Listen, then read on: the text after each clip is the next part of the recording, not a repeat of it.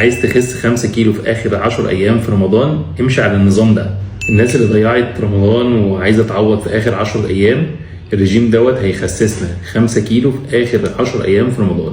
هنمشي على نظام القماط اللي هو وجبه واحده في اليوم، بس هناخد الوجبه دي في خلال ساعتين. اول حاجه هنشرب اول المغرب يأذن، هنشرب على ميه، وبعد كده هاخد الشوربه الدافيه ومش هفطر.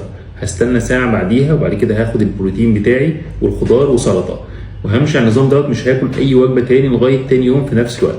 لو مشينا على النظام دوت في اخر 10 ايام هنخس 5 كيلو في اخر 10 ايام في رمضان. اهم حاجه النشويات، هناخد في ال10 ايام يومين بس فيهم 3 معالق رز.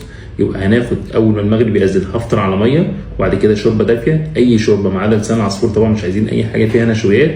وبعديها بساعه هاخد البروتين بتاعي والسلطه والخضار، وبعد كده هشرب ميه لغايه وجبه السحور. مش هيبقى في وجبه سحور، همشي على وجبه واحده بس في اليوم ده. امشي على النظام ده ان شاء الله هنخس 5 كيلو في اخر 10 ايام في رمضان. هنلحق ونعوض اللي فاتنا ان شاء الله، وهنعمل الانقاذ بتاعنا السريع قبل العيد باذن الله. جربوا النظام ده واكتبوا لي في الكومنت مين هيبدا معانا التحدي ال10 ايام ده ان شاء الله. كل سنه وانتم طيبين ورمضان كريم.